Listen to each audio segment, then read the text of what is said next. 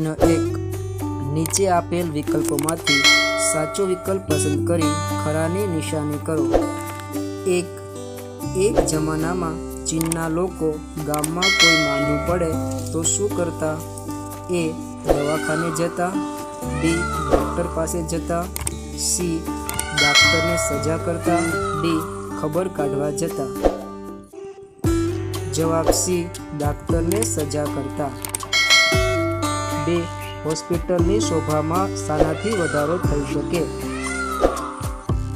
A. Hospital દર્દીઓથી ઉભરાતી હોય તેનાથી.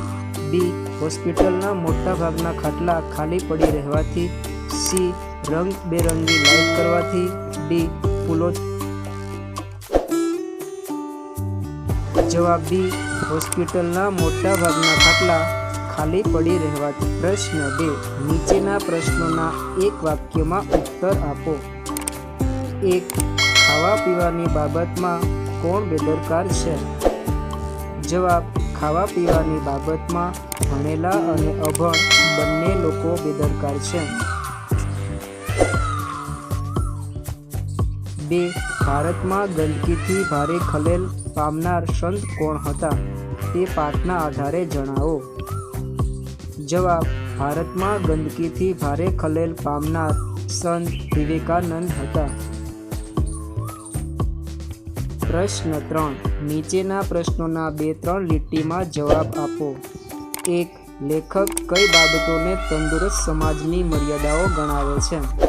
જવાબ: અનાથ આશ્રમમાં બાળકોની અને ઘરડા ઘરમાં વૃદ્ધોની સંખ્યા વધે છે એ પણ તંદુરસ્ત સમાજની મર્યાદા છે. કીડિયારાની જેમ OPD પુષ્કળ દર્દીઓથી ઉભરાય છે એ સભ્ય સમાજની મર્યાદા છે. 2. લેખકના મતે ઘરમાં કોનો પ્રેમ મળવાથી માણસ વ્યસની બનતો અટકી જશે? જવાબ: લેખકના મતે એવો માનવી વ્યસની બનતો અટકી જશે જે ઘરમાં મા, બહેન, ભાભી, પિતા, મિત્ર કે પત્ની તરફથી ભરપૂર સ્નેહ મળી રહેતો હોય. પ્રશ્ન 4. નીચેના પ્રશ્નોના 7-8 લીટીમાં જવાબ આપો. 1. આરોગ્ય.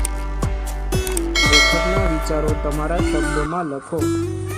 જવાબ: આરોગ્યની જાળવણી માટે માણસોએ ડૉક્ટર પાસે જઈને લોહી, કાર્ડિયોગ્રામ વગેરે પ્રાથમિક બાબતો પછી ભલેને આરોગ્ય સંબંધી કોઈ પણ ફરિયાદ ન હોય પોતાની આસપાસના વિસ્તારને સ્વચ્છ રાખવો જેથી કરીને ગંદકીને કારણે થતા રોગો અટકાવી શકાય.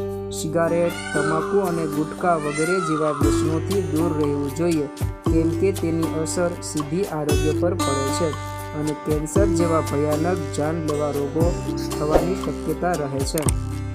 કોઈના લગ્નના રિસેપ્શનમાં જઈએ ત્યારે ખાવામાં ધ્યાન રાખવું જોઈએ. પેટ ન બગડે તેનું ખાસ ખ્યાલ રાખવો. મનની સ્વચ્છતાનો શરીરની તંદુરસ્તી પર સીધો પ્રભાવ પડે છે કેમ કે મનની પ્રસન્નતા પાચન ક્રિયાને જાળવી રાખે છે. માણસે હંમેશા હસતું રહેવું જોઈએ. પ્રાર્થના અને ભજનાનંદથી તાણ ઓછી થાય છે. જીવનમાં દાવપેચ રમવાથી કે ચડકપટ કરવાથી પણ સ્વાસ્થ્ય સારું રહેતું નથી. તેનાથી પણ દૂર રહેવું જોઈએ.